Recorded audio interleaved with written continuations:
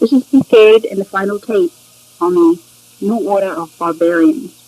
This interview by Randy Engel, director of the U.S. Coalition for Life, with Dr. Larry Donegan, was taped on October 10th, 1991, in Pittsburgh, Pennsylvania. So I think, why don't we open up with a little bit about the man whom you are talking about on these tapes. Just a little profile and a little bit about his education, and particularly his relationship with the population control establishment. I think that probably was his entree into much of this information. Yeah, Dr. Day was the chairman of the Department of Pediatrics at the University of Pittsburgh from about 1959 through 64, about that period of time. And then he left the University of Pittsburgh and went to fill the position of medical director of the Planned Parenthood Federation of America. Mm-hmm. And he was about 1965 to 68, about that period? Yeah, that'd be about the time, 64, 65 to about 68 or 69. Mm-hmm. And then he left there. I don't know specifically why. I did not know him intimately. We were, more than acquainted. I was a student, and he would seek lectures. And so he knew my name as a student and probably corrected some of my test scores and that sort of thing. Of course, I knew him as a lecturer and would stand in front of the auditorium and would, listen as he talked about diseases. And take notes as students? Oh, yeah. Yeah, take notes. Okay, so it was interesting. This man is not as well known, I think, to our listeners, like names like Mary Calderon, Alan Guttmacher. They were both medical directors at one time or other for Planned Parenthood.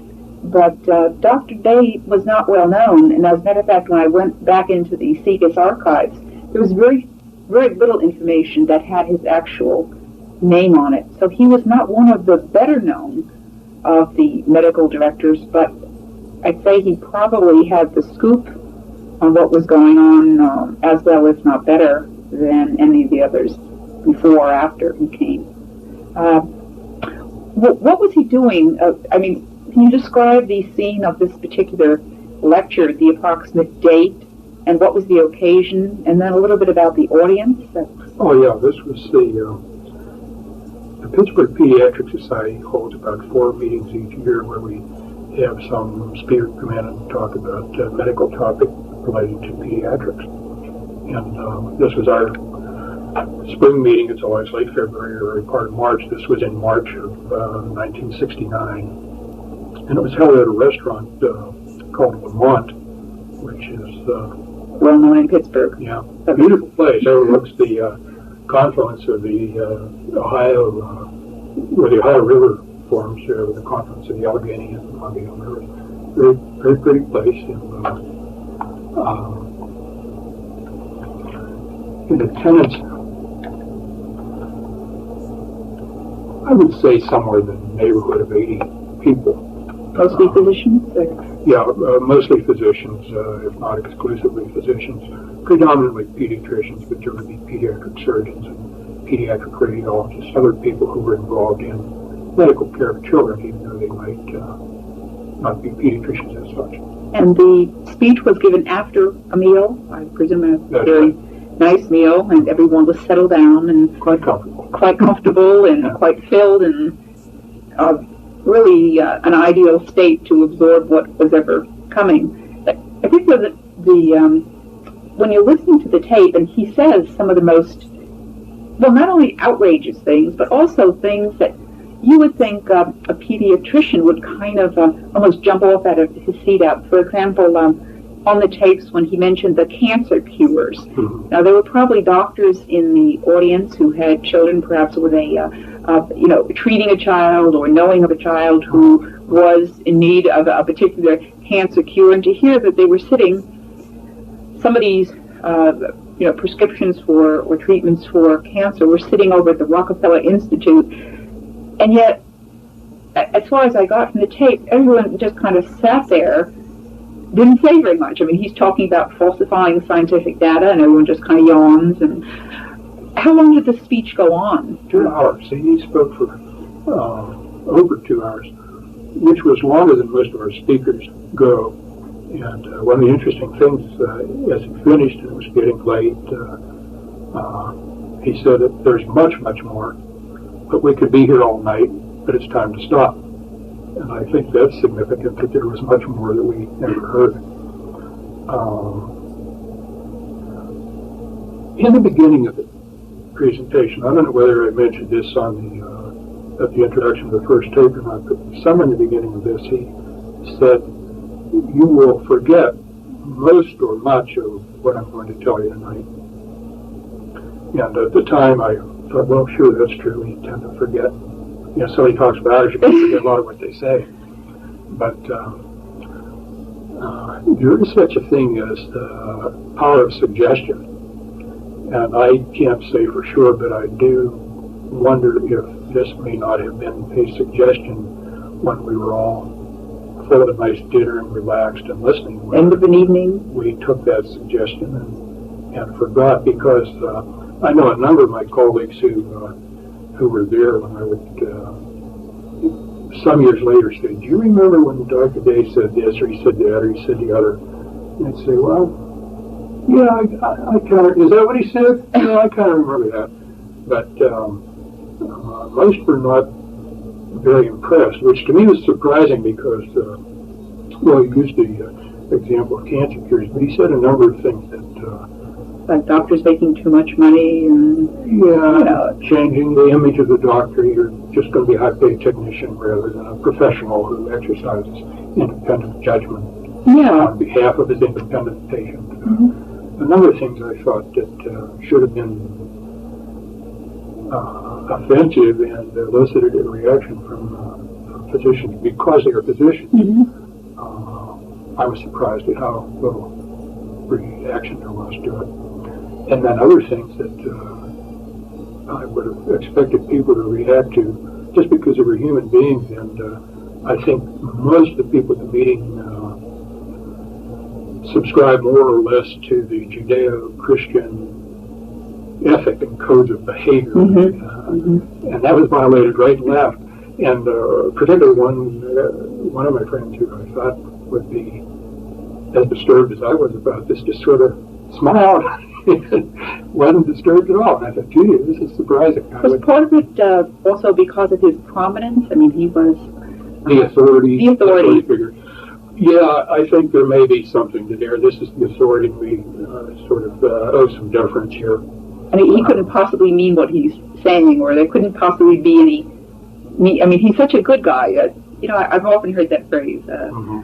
Geez, he's such a good guy. I can't believe that he'd actually, mean things. I can only speculate about this, but I do think at the time there was an element of disbelief about all of this, thinking, oh, this is somebody's fairy tale plan, but it will never really happen because it's too outlandish.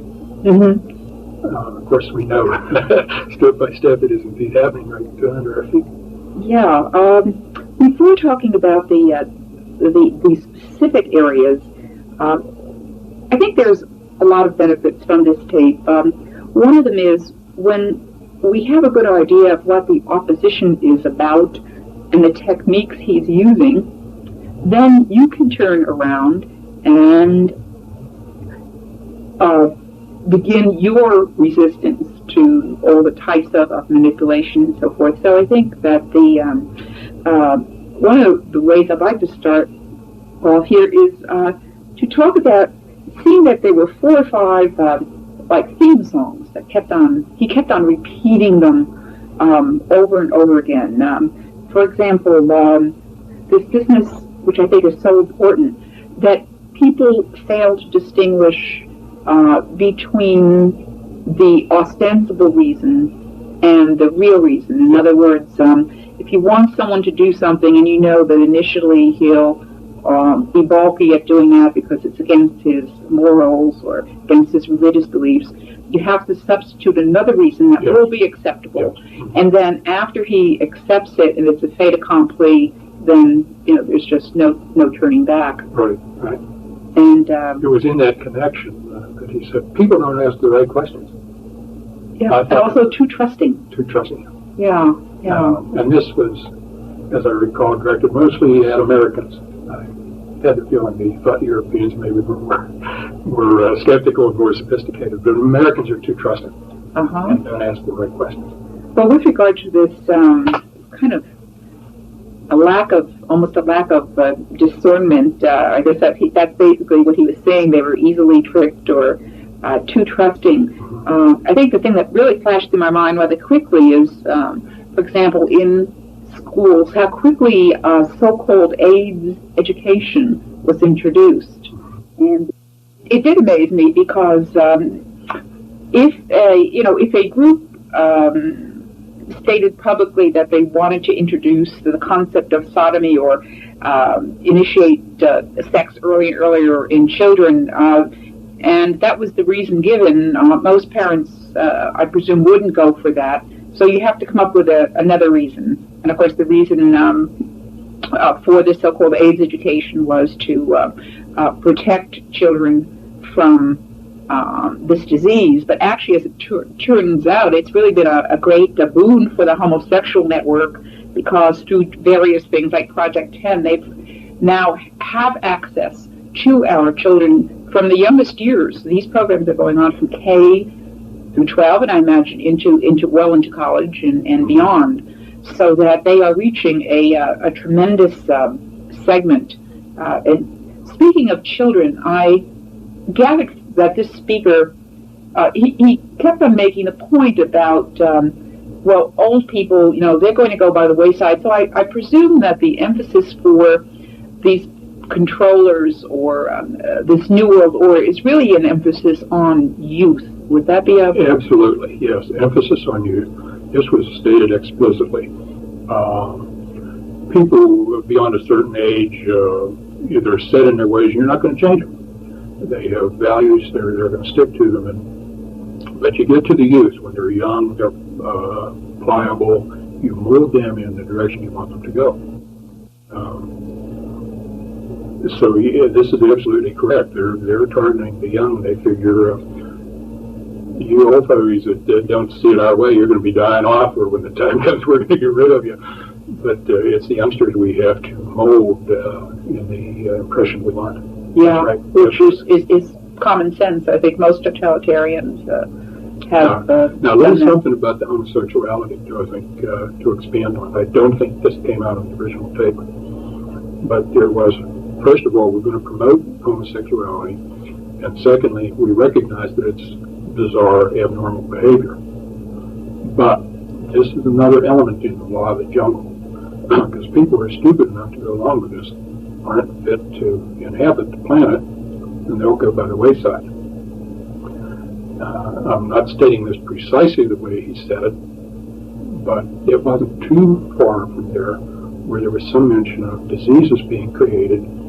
And when I remember the one statement and remember the other statement, I believe that AIDS is a disease which has been created in the laboratory. And I think one purpose that AIDS serves is to get rid of the people who are so stupid as to go along with our pro-homosexual program. Let them wipe themselves out. Now it's hard for me to make clear how much of this is I'm remembering with great confidence and how much is pure speculation. But as I synthesize this, this is, I think, what happens. If you're dumb enough to be convinced by our promotion of homosexuality, you don't deserve a place, and you're going to fall by the wayside sooner or later. Right. We'll be rid of you. We'll select out the people who will survive, or those who are also smart enough not to be deluded by our propaganda. Mm-hmm. Does that make sense? Well, it certainly makes sense for them, and I think also this early sex initiation has the overall purpose, which I think we'll get to in depth a little later, but of the sexualization of the population. When he said on the tape, basically anything goes, I think that is what we're seeing. It's not so much that, let's say, someone may not adopt the homosexual death style for himself, but as a result of the propaganda, he certainly will be a lot more tolerant of that type of behavior too. So it's a desensitization, even for the individual who doesn't go over and accept it for himself. With the power of propaganda, you dare not be against homosexuals, otherwise you get labeled homophobe. You dare not be against any of our program for women, otherwise you're a male chauvinist pig. It's like anti-Semitism. This label gets enough currency in the culture that people get shot being stuck with it. Yeah. So it's easier to keep quiet. Well, another theme was this business about change. Okay. And I wanted to get to change in relationship to religion and family, but during the period when I was hearing this tape, I remember going to a mass, and they happened to have at that point dancing girls on the altar, and so when I was sitting and was getting a chance to listen to the tape, I thought, as a Catholic, that has been, if you talk about the effective change, probably the most difficulty, and the hardest thing has been to watch our traditional Mass, that which Catholics have practiced, those things which they've practiced and believed for so long. And in about that time this tape or the speech was given, which was about late 1969, everything had begun to turn over on its head, so much so that I think many people feel that now when they go into a church where there is the Novus Ordo, you're almost in a constant state of anxiety because you're not quite sure. What am I going to encounter? What are you going to encounter now? I mean, we're going to have you look at the little songbook.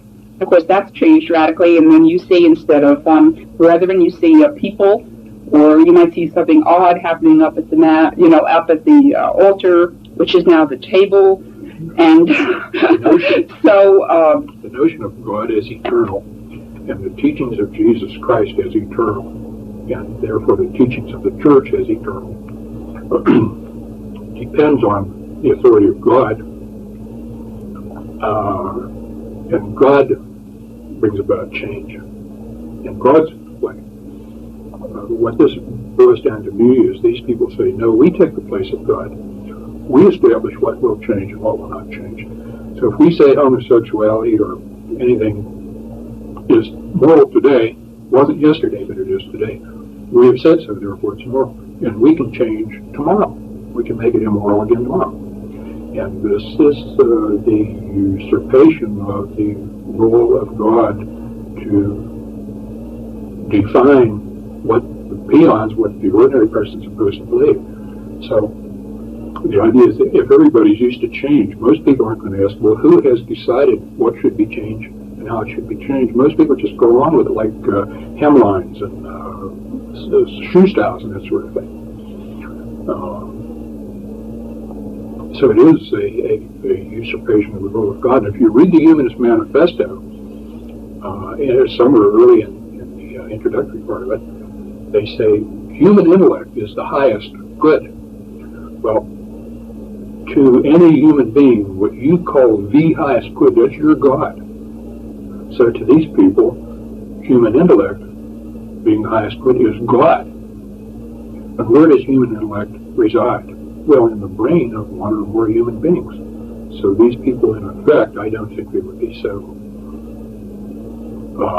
candid as to say so, but whether they know it or not, what they're saying is, I am God, we are God, because we decide what is moral today, what is moral tomorrow, what's going to be moral next year. We determine change. That's right. And of course, in a nutshell, you just explained the human potential, New Age, all the new esoteric movements that we've seen. But with regard to change, he seemed to acknowledge that there were a couple of entities which traditionally blocked this change and therefore made people resistant to constant manipulation. Mm-hmm. And of course, one of those is the family. Yes. And that would include the family, grandmothers, grandfathers, or ethnic background, and so forth. And I guess I was impressed by everything he seemed to mention, whether it was economics, whether it was music, had the overall effect of diminishing the family and enhancing the power of the state. Right. Yes. That was just a constant theme. And therefore, when we're evaluating things, I think one of the things we should generally say to ourselves is, what effect does that have on family life and the family? And I think if every congressman or senator asked that question, we probably wouldn't have much action up on Capitol Hill, because almost everything coming down the pike has a fact of, disavowing, hurting the family life, and enhancing and expanding the power of government. It has an ostensible purpose, and then it has a real purpose. Yeah, and as a so-called helping professional, your ability to say that is really interesting. On that, the other, of course, factor is this whole factor of religion, and he was talking about basically a religion without dogma, a religion that would have a little bit from all the other traditional religions, so no one would really feel uncomfortable. But actually, as he said rather condescendingly, some people need this, and if they need it, well, we'll manufacture something that they need. But of course, it can't be anything that would declare anything that they were moral absolutes or the natural law, which mean that the main target of this group of controllers, of course, was and is the Roman Catholic Church. Yeah. And he mentioned the Roman Catholic Church specifically. Religion is important because it is eternal, and we, people who would follow the church, will not buy our rules about change. But if we make our own religion, we define what is religion, then we can change it as suits us.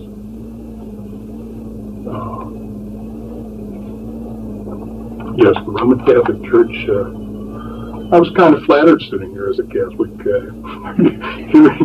hearing it pointed out that the church is the one obstacle that he said we have to change that. And once the Roman Catholic Church falls, the rest of Christianity will fall easy. Mm-hmm. And I noticed, though, that as the conversation went on, he said, now, you may think churches will stand in your way, but I would just want to tell you that they will help us. Yes. And he didn't say they will help us all except the Roman Catholic Church. He said they will help us. Yes. And unfortunately, he was right. he was right.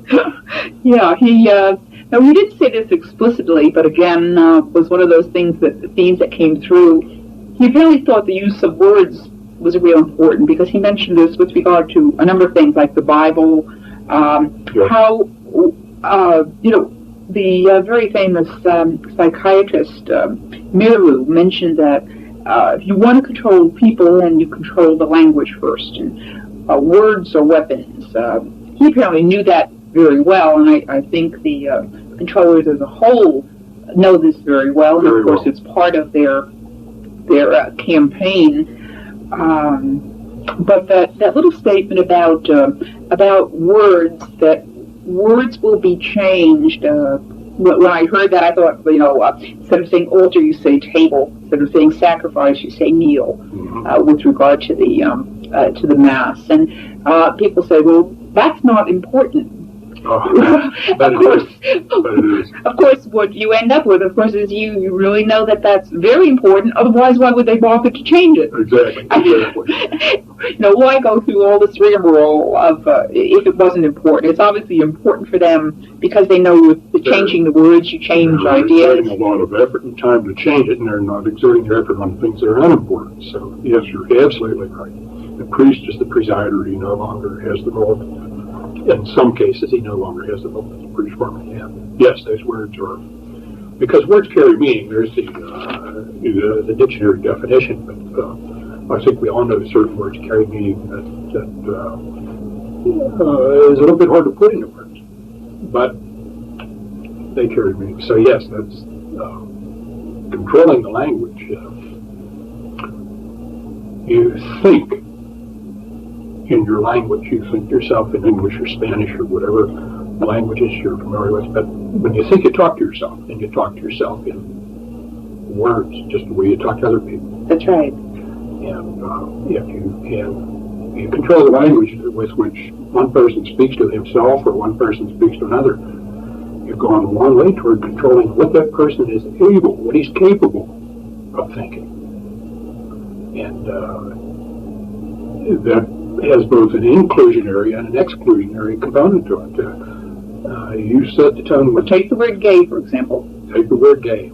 That's a good one. I have some old tapes by Franz Lehar, and then he talks about the gay hussars, the happy soldiers, and now you couldn't quite use that same word, could you? Not.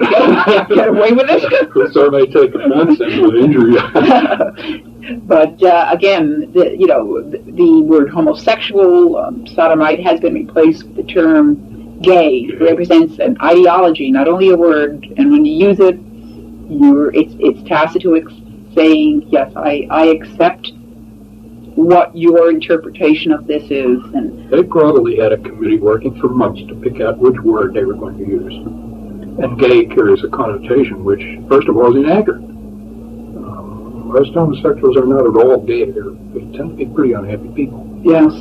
Despite all the publicity telling them that they can and should feel comfortable what they're doing, most of them deep down inside don't accept it. Have a conscience which says otherwise. Yeah. And homophobia is another one. Yes, but one can hardly wait. I suppose they're going to come up with a sadophobia for those who have a hang-up with sadomasochism, and they'll have a pedophobia for those who have difficulties with being a pedophile. We can just look forward to this type of thing. I guess we can look forward to them to the extent that we permit ourselves to permit the opposition to have access to the brain. And to dictate the terms we use. Sex education is not education. That's right. It's conditioning, and we should never use the term sex education. It's a misnomer.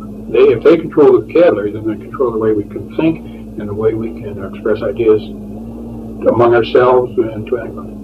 But sex conditioning, sex initiation is much more accurate, and we should insist on that.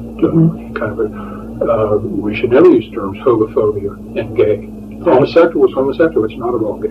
That's right. In fact, we're going to have to probably do some homework. I know probably all the popular movements in the United States, probably, I said, the pro-life movement is probably the most sensitive to words.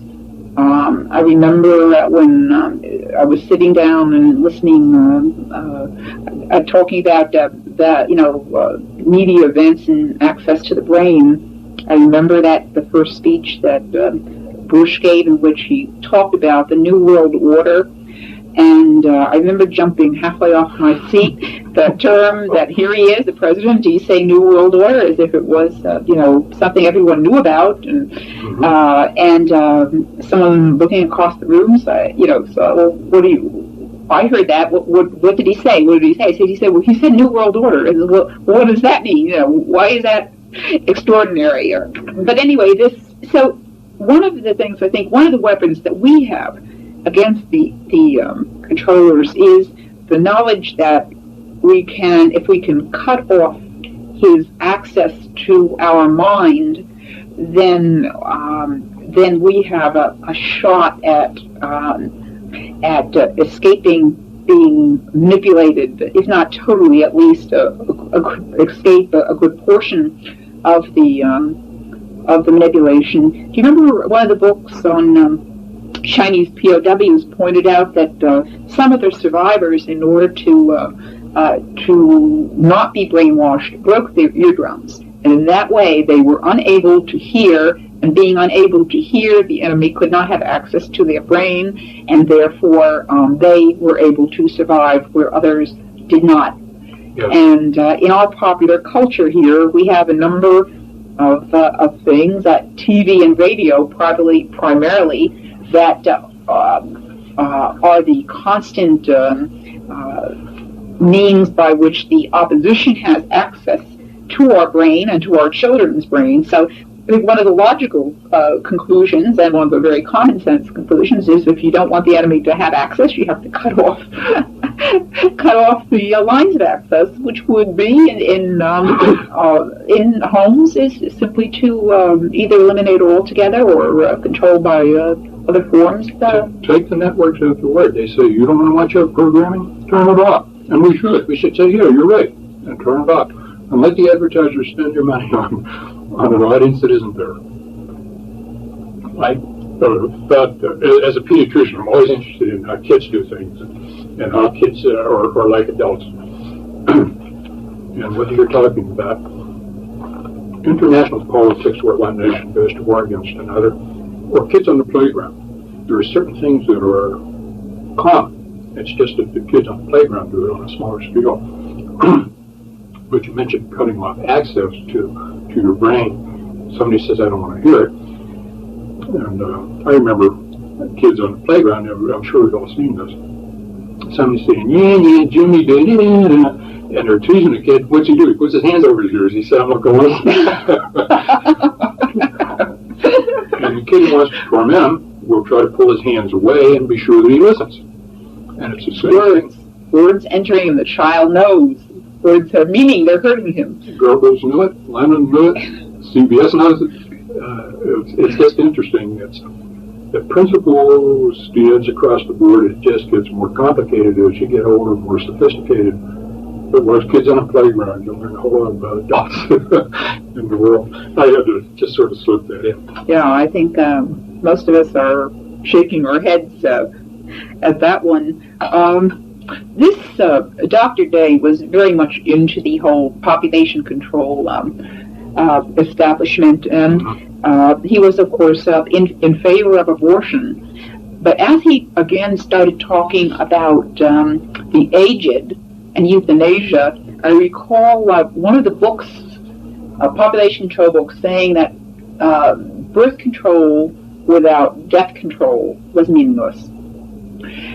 And one of the, if we can use the expression, one of the advantages in term is if one was favorable toward the killing of the aged, one of the favorable things is in fact abortion, for the simple reason is that universally speaking, abortion has the result of bringing about a rather inordinate chopping off of population at the front end, that is at the birth end. Yes. And the inevitable effect is that you will have a population which is top-heavy within a rapidly aging population, which is the current state in the United States.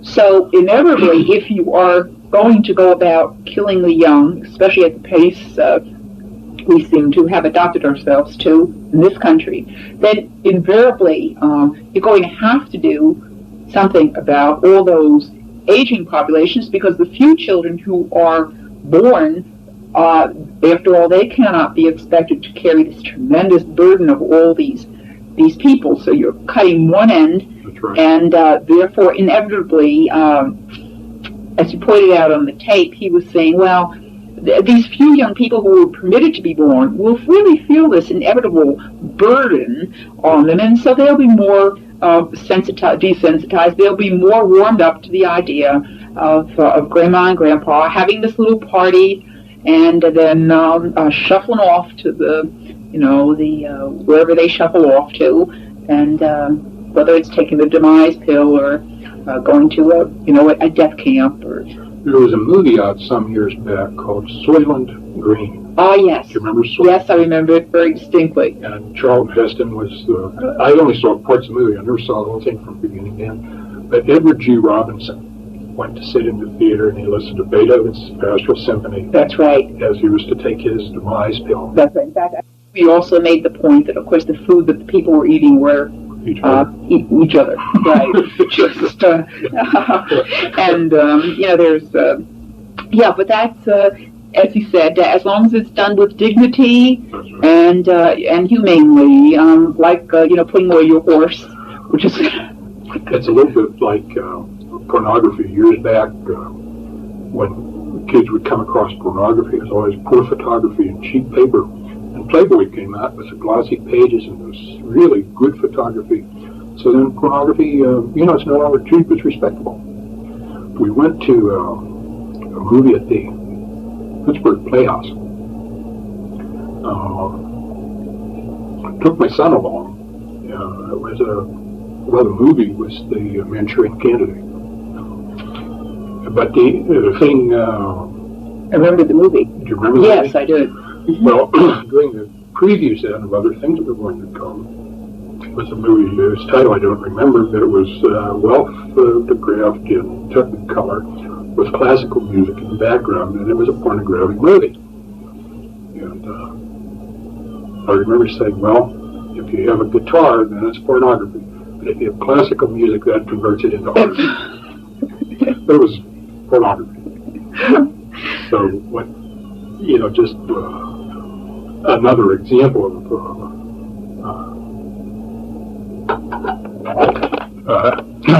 what you were saying. As long as it's done with dignity, that's what counts. So if you kill somebody with dignity, it's okay. If you have pornography with dignity, with classical music, then sorry. Yeah. That was the point I was trying to. There were, again, talking about the family. Currently, I know an awful lot of people who are out of jobs. And he had quite a bit to say about certain things like, for example, heavy industry and things like that. I guess what was the shock was that this man, I wasn't surprised that he knew a lot about population control, abortion, at the other end, euthanasia. But what did surprise me was that he was an individual who was talking about religion, law, education, sports, entertainment, food. How could one individual, and I think this is probably the question that everyone listening to these tapes is asking, how could a individual have that much input? Now, one could say, well, it didn't pan out, but we know, listening to these recollections 20 years later, I can't really, except perhaps for maybe some minor things, everything that he has said has truly come to pass, and almost beyond beyond the imagination. Mm-hmm. How could one individual talk with such a authoritative, non-questioning thing that this is the way, this was going to happen, and this was going to happen in fashion, and this is what we were going to see on TV, and there were going to be, video recorders before I even ever heard of the word. I think what happens is certainly one individual hears this, but the plans are by no means made by one or a small number of individuals. Just as industrial corporations, they'll have a board of directors with people from all sorts of activities. They sit on the board of this corporation, and they say, now if we do this to our product, or we expand in this area, what will that do to banking? What will that do to clothing? What will that do? What impact, ripple effect will that have on other things? And I'm sure that whoever makes these plans, they have representatives from every area you can think of. So they'll have educators, they'll have clothing manufacturers, designers, architects, every aspect of human endeavor, or across the board. And then when I'm sure they get together and have meetings and plan, and everybody puts in his input. Just the way a military operation goes. Mm-hmm. What will the Navy do? Will they bombard the shore? What will the Air Force do? Will they come in with air cover? What will the infantry do?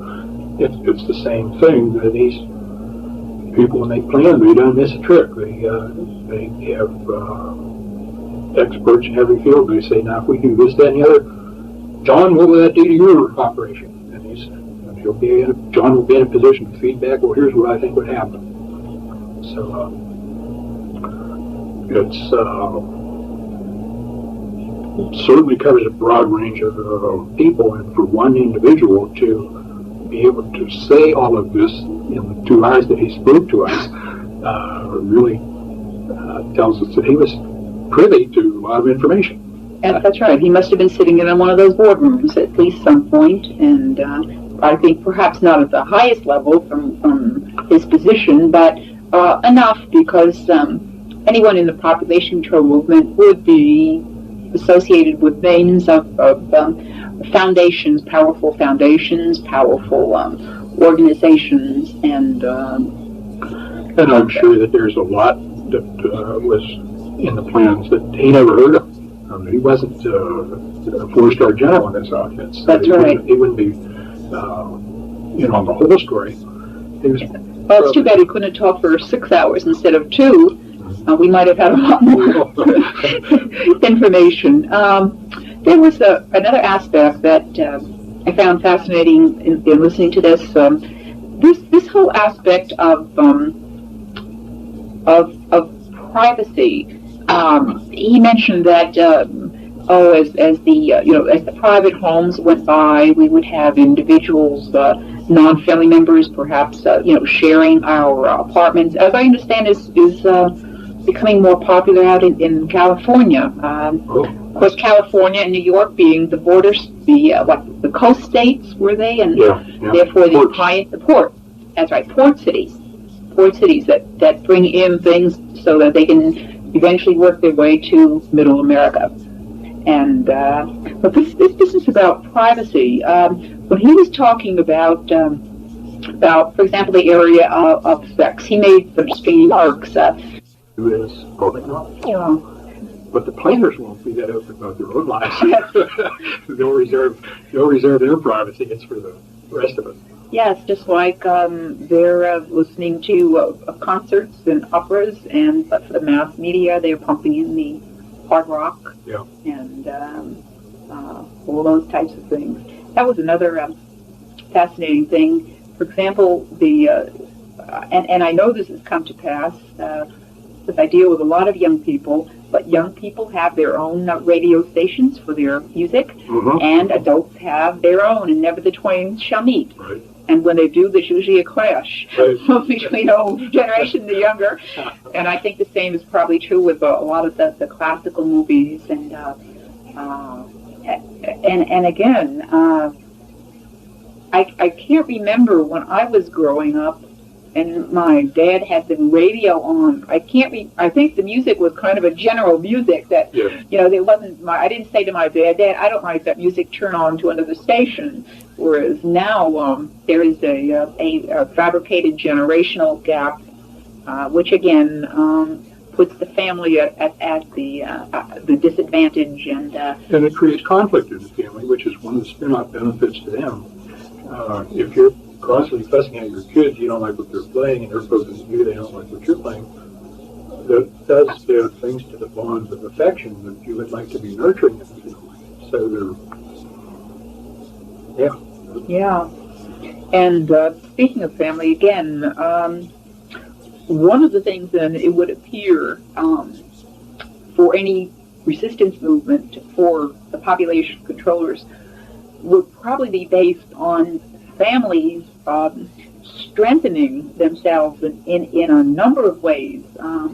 One of them being to make sure that children know about Grandma and Grandpa and where did they come from, and developing a whole, getting out the family albums and making sure that children know they have roots, first of all, and secondly, that their family is stable. One father, one mother, with children, with grandfathers, and so forth. They're harder and harder to find. Yeah, but those of us who have them should hold on to them. And so, toward the end of the tape, there was a reference to how, or at the time when everything would be coming together, how this New World Order would be introduced to a population which, at this point, I think they would have assumed would have been more than acceptable to it. How is this put? I mean, we're just going to wake up one morning and changes will be there, or what did he think about that? Right. It was presented in what must be an oversimplified fashion.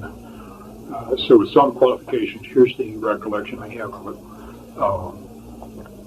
That in the winter, and there was importance to the winter, on a weekend, like on a Friday, an announcement would be made that this was in place, or about to be in place. That the order, the new order. The new world order was now the system for the world. Mm-hmm. And we all owe this new world order our allegiance. And the reason for winter is that,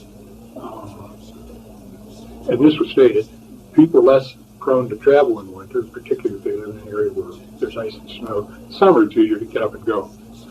And the reason for weekend is people who would have questions about this, Saturday and Sunday everything's closed, and they would not have an opportunity to raise questions and file a protest and say, no.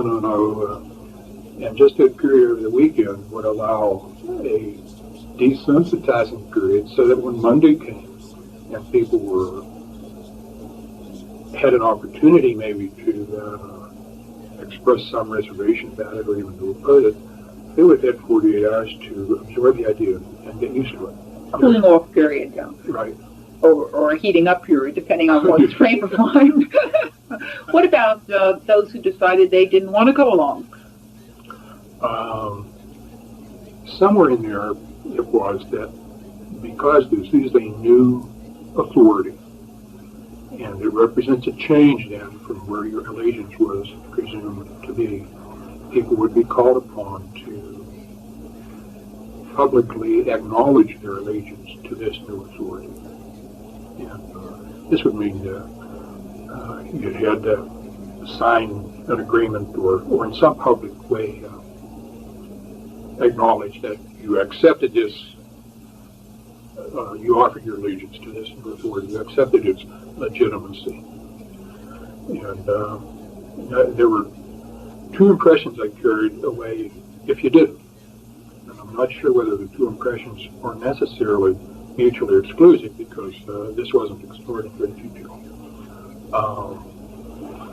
One of them was that you would simply have nowhere to go. If you don't sign up, then you can't get any electric impulses in your banking account, and you won't have any electric impulses with which to pay your rent or your mortgage or your food. And when your electric impulses are gone, then you have no means of livelihood. Could you get these things from other people, or would that be, in other words, let's say if you had a sympathetic family, I mean, what? But no, you could not, because the housing authority would keep close tabs on who was inhabiting any domicile, any house, any apartment, any condominium, and so the housing authority would be sure that everybody who lived there was authorized to live there. Could I get some food? And food, your expenditures through electronic surveillance would be pretty tightly watched, so that if you were spending too much money at the supermarket, somebody would pick us up and say, how come? What are you doing all that food? You don't want that about. You don't have that many people. We know you're not entertaining. What are you doing with all that food? And these things then would alert the... I have 7 people in my basement who object to the New World Order, and we're feeding them, and then they said, well, one has to go. They don't belong there, and you can't feed them, and since you're sympathetic to them, maybe your allegiance isn't very trustworthy either. So, well, yeah, we see this really, I think the Chinese experience tells us a great deal about certain things. For example, when they wanted to enforce the one-child family, what did they do? Well, of course, they cut off all education for the second child. Your food rations were cut so that you couldn't get, a pregnant woman couldn't get the right Right. amount of food. And ultimately, still, if they found ways around that, then they instituted compulsory abortion and compulsory plugging in of the IUDs and all this. And, when we would, somewhere in the tape is business about people can carry two conflicting ideas around, or even espouse two conflicting ideas around, as long as they don't get real close together. Yeah. And what immediately came to mind was, here we have an organization like Planned Parenthood, freedom to choose, yet they support population control programs, which is, of course, not the freedom to choose, not the freedom to choose. And no one ever calls them to account and says, no, wait a minute now, you're freedom to choose here, but you're supporting the Chinese program, which is compulsory. And I remember a statement from the late Alan Guttmacher, one of the medical directors of Planned Parenthood, and he said, well, if people limit their families and do basically what we say, we'll fine. But if we need compulsory population control, we're going to have it. Anyway, I was just curious as to what would happen with people who wouldn't go along, and particularly that point about there wouldn't be any martyrs. And that was significant because I can recall having watched some movies about the Third Reich, that many times they would come late in the evening and people would be taken from their homes, but neighbors would never then ask, where did they go? Mm-hmm. They knew where they went. Solzhenitsyn, Melissa mentions that in the Gulag Archipelago. Does he? Yeah. And I think this is very similar to what we would see. People would just disappear, and you would not ask because it might endanger yourself or your family. Yeah. But you would know where they went. If you ask questions, you draw attention to yourself, and then you might follow them to where they went. That's so right. Mind your own business and step over the starving man on the street who didn't go along. He didn't go into detail about, precisely how this would come about, but it's not too hard to imagine. In the past, the Nazis came, the communists came in the middle of the night, and people just disappeared. And one simple way to do this is if you're cut off from all economic support, so you have no place to live and nowhere to eat. We already see a lot of this now. I just had a man in the office this morning talking about Venus Child seeing people living in boxes downtown Pittsburgh today. These homeless guys living in boxes. Well, when the New World Order's here and you're living in a box, we can't have people littering like trash. Yeah. So you come around with the wagon and you pick them up. The frame of mind as you're growing up and formed is that human value resides in being productive. You have to have a prestigious position, or at least perform something useful. Make a contribution. And the truck comes by to pick up some guy who's living in a box and he's not making any contribution. Who's going to get excited about it? He's subhuman. He's a fetus. He's a zygote. He's a derelict. Fetuses and zygotes and derelicts all are the same animal. So what do you do? Dispose of them. Who gets excited about it? You mentioned animal. I recall that when the Chinese communists came into power, one of the first things that they taught in schools was not any thoughts about specific political ideology, but evolution, that man was just an animal. Mm-hmm. And if man is just an animal, then we won't mind being herds and having masters who keep tabs on the animals. And we're one big ant colony, and we've got someone to direct traffic. And and speaking of traffic, getting back to, we talked about the agent, and again, people hearing this tape, it's phenomenal how many times the things on this tape will hit you. I just came back from New Jersey, which has a lot of retirement-type villages, and I've been there over a period of years, and there's a structure around a retirement home which has been uncompleted. It has to at least be 2 or 3 years. Now, they've recently completed it. It's kind of a roadway, But I think it would be easier to get out of a complex at a playland. It is so complicated, and yet the whole region has elderly people driving, and here we are, a fairly middle-aged couple, and for the life of us, we couldn't figure out how we were going to get out, what we were going to do. And so I asked some of the residents, I said, doesn't it bother you that they haven't fixed this road for years, and now they're coming up, and this thing is so complex, you just can't go across the street, which would have been the logical thing. You have to go down, and they have a jug handle, and you have to go over and under, so it takes you so long. And the woman replied to me, well, we just don't go out. We just don't go out. So here we are, this little retirement village where they have made it very difficult for a population. Maybe there's 40 or 50, actually probably more than that, several hundred homes in this plat with only one exit. And the exit involves such a great deal of bother that they said, we try to just cut down on the numbers or the times we have to go out shopping. Right away, it makes me wonder if it's difficult to get out, it's also difficult to get in probably for visitors. These retirement homes kind of remind me of like an elephant burial ground. You know what I mean? Because there's no, the one thing you notice is there's no children. There's not the laughter of children in these homes. My experience has been that people in like retirement homes, nursing homes, when they see a child, they just blossom. They're really delighted to see a child. Sure, they're happy to have their sons and daughters come, other adults, but when they see a child, it doesn't even have to be their own. It just has a very beneficial effect on their mood. And if these older people aren't seeing children, the other side of that coin is the children are not seeing older people either. That's right. So if you don't get used to seeing older people, they don't exist. That's right. And that, I think, is another interesting angle on what you said about. And that's why, again, with the family, making sure your children see their grandparents very often, no matter how much that entails. The trouble is of the logistics is certainly worthwhile, because again, if you never see someone and you don't learn to love them, and you have no contact with them, when someone says, well, it's time for your grandpap to check out, well, who's that?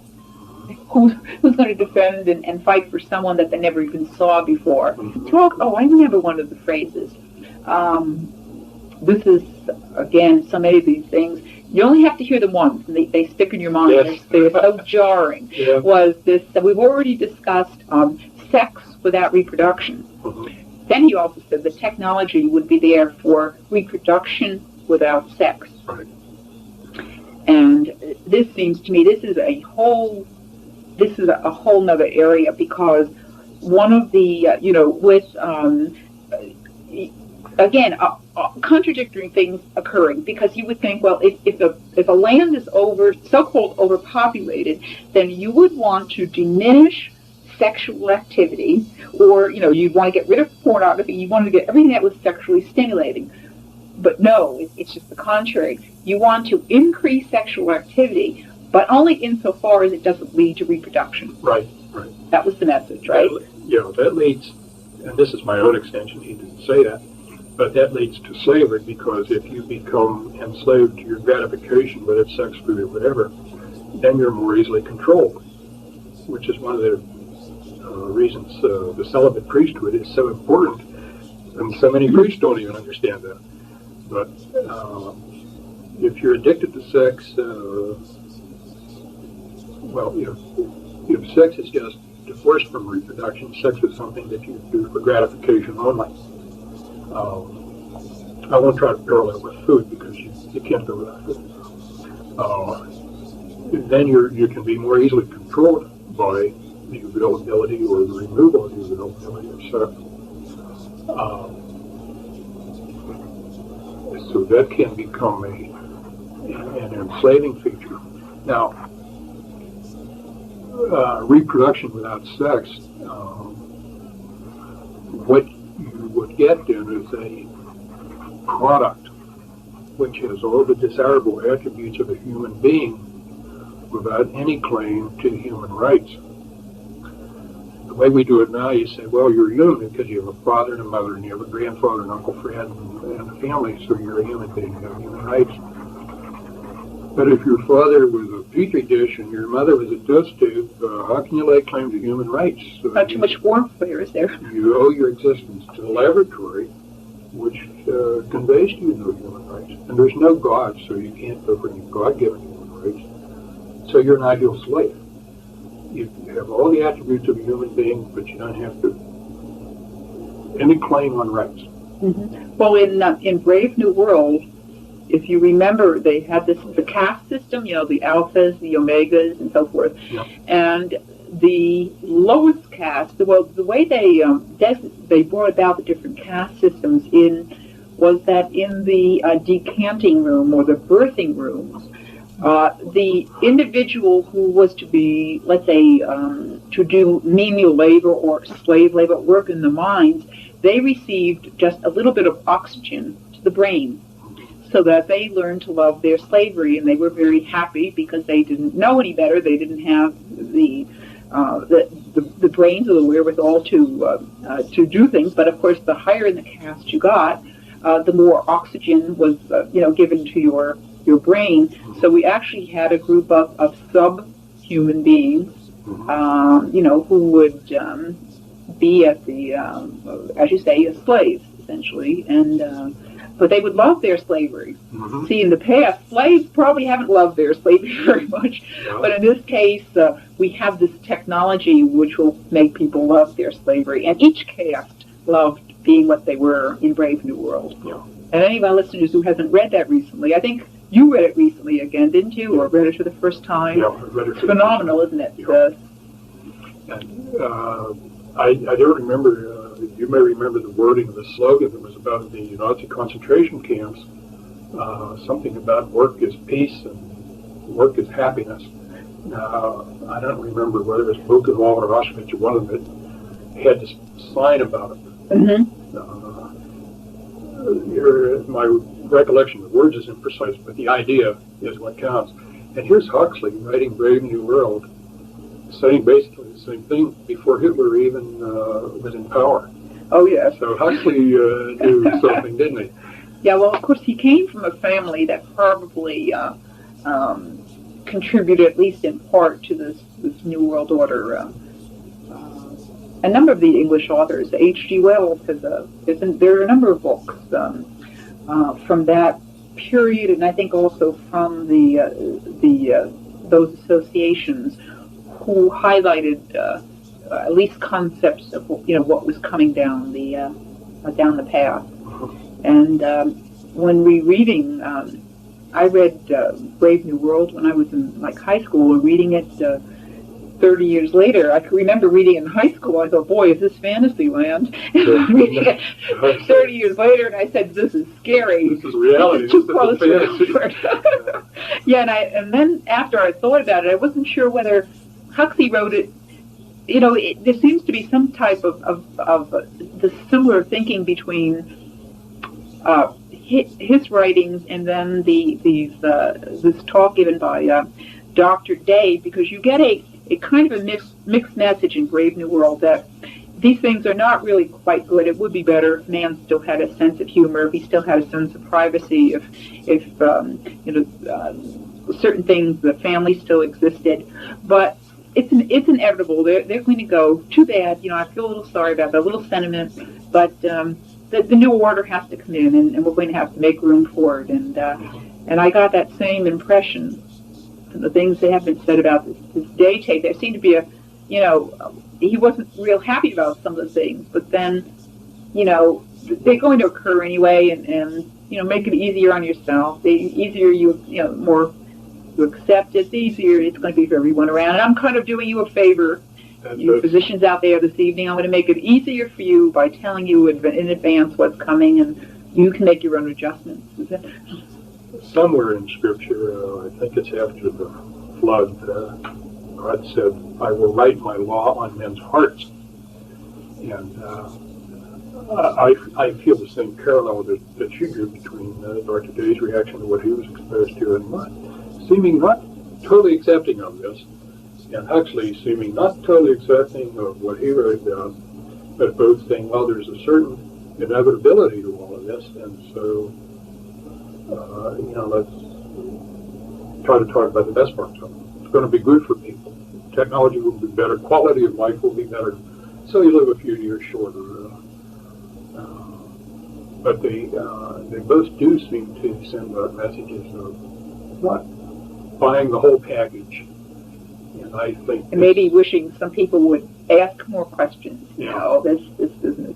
Well, many, looking back over history, there are many leaders or individuals who thought, they had an idea of what a new world order should be. Certainly Hitler did, Stalin. But what was lacking during these periods is that they lacked the technology to carry many of the things out. Surveillance, constant monitoring. But in the so-called New World Order, it's going to be very difficult to escape because technology will provide those means which had been lacking those totalitarian-minded individuals from years ago, right? I can't remember on the original tapes, did I mention the phrase where he said, this time we're going to do it right? No, you didn't. Oh, okay. There were so many details to get in, but that's, when he mentioned bringing in the New World Order, he said, this time we're going to do it right. And right away I'm wondering, we mean this time? We mean this time. Have we done it before? What? And there's no explicit explanation of that, but I think it's fairly easy to infer that previous efforts had to do with the Third Reich and communism and everything going back to the French Revolution. So, and your point about the technology is critical with computers and all means of exchange being controlled by electronic impulses. Nobody has any wealth. You own nothing of value except access to electronic impulses, which are beyond your own control. A cashless society? A cashless society. So when your reward for working is so many impulses on the computer, and then you go to checkout or the furniture store or the clothing store and you buy and you, in exchange you give so many electronic impulses. The only claim you have is to these impulses, and the people that run the system can never take them as they choose. Up until this time, there was no way the statement in the book of Revelation that said, no man can buy or sell unless he has a market of beast. There's no way that could have been enforced. People say, hey, I'll trade a bushel of tomatoes for a bushel of wheat. If you ride my kids to school, I'll give you 6 ears of corn. Mm-hmm. Or bartering, right. And even not going necessarily to that, maybe there's always gold and silver and other forms of money that were even better than bartering. But with this cashless society, this is the first time, I believe, in the history of the human race, where the entire population of the world can be controlled economically so that somebody can say, I know I'm pushing the right buttons, I know how much credit you have electronically, I know where you spend your money electronically, and you cannot buy, you cannot sell unless you get on my computer. Right now you have a half a dozen credit cards in your pocket, but pretty soon they'll be narrowed into one credit card, and then when the ostensible reason is people lose their credit cards, and we have to get rid of that and put the implant in. That's right. And where can you put the implant in, on your hand or on your forehead? Where it has to be accessible to the scanner. So your right hand to your forehead. Speaking of scanner, when we had the TV war, the Gulf War, and the first war, you just sit there and 24 hours a day, just like being on the battlefield there. But there was several points made about the advances in technology and how they could spot just one little individual down in they could pin. They used the constant reference to pinpoint. Pinpoint. Well, I imagine that with these the the different technologies, they could also pinpoint a couple of renegades in the New World Order. I mean, what was the technology which was applicable to a so-called enemy can also be applicable to this controlling the order. Exactly. It's infrared stuff that is. I'm sort of amateurish about this, but any heat source, like a deer or a human being, a renegade, can be picked up by an infrared scanner, and you get sort of an outline of whether it's a deer or a sheep or whatever. My first hearing about them was in the Vietnam War, where our troops used them to detect the enemy. Now that's 20-some years ago, so they're probably even more sophisticated now than they were then. But with this kind of surveillance, it'd be pretty hard for anybody to escape and say, well, I'm just going to go off into the mountains and be a hermit and escape the New World Order. I can shoot deer and eat berries and survive. And I've got a wife who's pretty sturdy, and she'll be able to survive, and we'll do what the Indians did before Columbus got here, and we'll all survive. The New World Order say, no, you won't, because we're going to find you. Yeah, well, even in Brave New World, they had a group of people who still lived as a family, and the women breastfed, and of course they were called the savages. Yeah. Remember those? Yeah. Okay, we won't have any savages. We'll cultured, we'll be thin, and our teeth will be straight. And something also that was mentioned,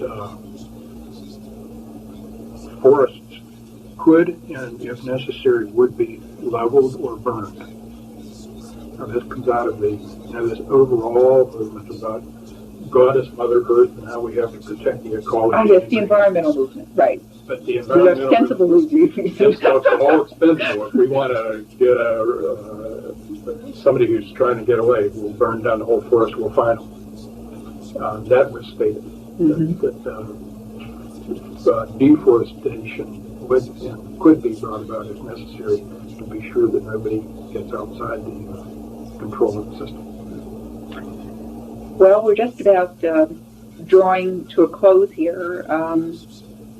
How did you feel after, let's see, it's been about, 22 years now since that original lecture, and it probably isn't a day that goes by, at least since I've heard the tapes, that I don't think about the things that this Dr. Day said. You get constant reminders. Not a day goes by. Something doesn't say, that reminds me of such and such, whether it's surveillance or security, somebody selling a security system to keep your house from being broken. Or clothing. Or I opened up a toy catalog the other day, and I noticed that there didn't happen to be any baby dolls in the toy catalog. Of course, going back to the idea we don't want little girls to be thinking about babies. They only had one little doll, and it was kind of an adult doll, and nothing that would raise anyone's maternal instinct there. Well, Doc, what's the prognosis? Well, left to man alone, I think the technology is already here, and with technological progress, I think it is inevitable, if man is left to his own devices, that some men will be able to assert total control over other men, or other people. Man left to his own devices, the tendency is in groups like this then for internal dissension to arise, where the leaders would be at each other's throats too, each saying, "No, I'm more powerful than you. I deserve more than you." Who will control the controllers? Yeah, they would battle themselves, I think, so that they would create, the seeds of their own destruction while they're creating the system. But the other thing, I wonder if indeed this may be time for a Lord to come back and say enough's enough. Because you're going to destroy my planet Earth, and I am in charge of the planet. I'm in charge of mankind. Mankind will be destroyed or whatever if I say I will not allow my creatures to assume and assert this degree of control where you're going to destroy the whole planet. I was thinking, as you was just saying that, is that in past dictators could kill people, they could torture them, but essentially they could not change what it meant to be a human being. They could not change human nature. Yeah. Now we are going to have, with this, the new genome project, the multi-billion-dollar project, where they're going to be getting a tab on everyone's genes. No one shall escape. Everyone shall have their genetic codes and all this. And with this opens the door to manipulation to change the very meaning of what it means to be human. Yeah. And if one has an entity then that no longer has free will, you just have to wonder, at that point, our Lord says, enough. Just as Lucifer set himself up as God in the beginning, some people now would set themselves up as God and say, I control the computers, I control the genomes, I control everything. I am God. And at that point, then he would have to say, no, you're not. I have to demonstrate to you, you're not. I'm still God. You're just a creature. Yeah. And as you said on the original tape, we believe in what our Lord has said, in the sense that he will not leave us orphans, that he will be with us to the end of time. This right away now begs the question when they come around and say, it's your turn to sign the allegiance form. What are you going to do? When Henry VIII came around, he said, well, you either sign here and join, or and while he's telling you this, they're throwing the noose over the limb of the oak tree and saying, slipping the noose around your neck and saying, you want to sign this, or do we slap the horse out from under you? And a lot of people said, I won't sign it, and they were martyred. Despite his having said there will be no martyrs, certainly there will be martyrs. And the implication in his statement was that, well, they will not be recognized as martyrs. But there will be martyrs, and they will be recognized as martyrs. And maybe not in the same way as in the past, but I think this is something that maybe all people need to sort of prepare themselves for. When I'm nose to nose with this choice, are you going to sign this allegiance or not, or we're going to put you in a boxcar and you're going out to Arizona, to the desert. People have to be prepared to make a decision. And I think it would be an understatement not to say, or to say, that this tape has great meaning, and it's just like a forewarning, and it gives us ideas of things we should do and things we shouldn't do. And I think everyone listening to the tape will come up with different things that he can do on a small scale. I think that's the beauty of this thing. It's not, as he was talking, it wasn't like real earth-shattering things that he was talking about. He was talking about little things, television, things that we do every day, things that are under our control, the books we read, and I think probably some of these changes, if they're going to occur, will occur with the individual person within that family, with him getting the word out, and then doing the little things. I think they matter over the long haul the most. Just as with the prisoners who survived the brainwashing, I think people who are spiritually oriented, who are thinking about God, thinking about their relationship with God, are the ones who will then be better prepared, very equipped to survive this world and the next. Whereas those who are just focused on meeting their needs right now, strictly the material needs of the day, they're more easily controlled. Under the threat of losing your comfort, or losing your food, or losing your head, or whatever, certainly some people are going to yield, and those who I think will survive, and I really mean in both this life and the next, they're going to be the ones who are going to have to be prepared, because it's my belief, when the time comes to make the decision, you're going to sign on it, or you're not going to sign on it. It's too late to begin the preparation and start saying, well, let me think about it. You won't have time to think about it. You're going to either say yes or no. I hope a lot of us make the right decision. I do so too, and I think the tape will change as many lives and have hopefully as good an effect as it had on mine and on yours. So let me thank you very much. Oh, you're welcome. For further information, please contact the U.S. Coalition for Life, Box 315, Export, Pennsylvania, 15632. Your comments and criticisms and any other information which you might have regarding this tape will be most welcome.